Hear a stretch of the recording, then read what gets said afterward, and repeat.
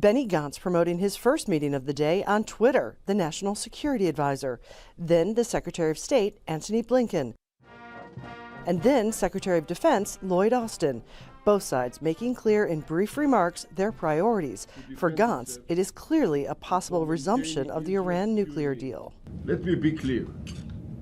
Iran is first and foremost a global and regional problem, and it is also an existential threat to Israel.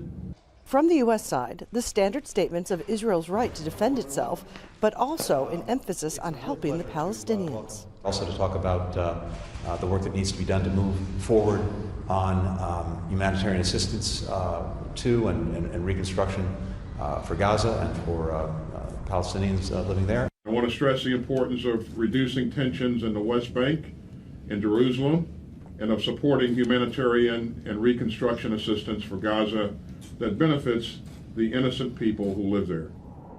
It has also been reported that Gantz came here to ask for an additional $1 billion in aid to replace munitions for the Iron Dome defense system and other weapons, something that President Joe Biden says he supports, so Israel is likely to get the aid.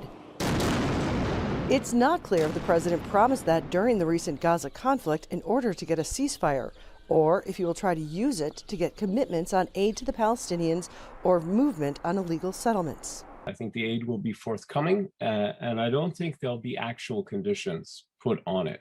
But I think what we're getting at is a conversation where making such a condition on U.S. aid to Israel becomes possible.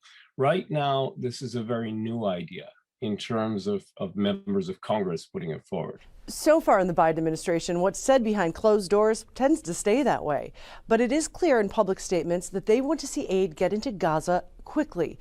What's unclear is if that doesn't happen, if they're willing to make Israel pay a price for it.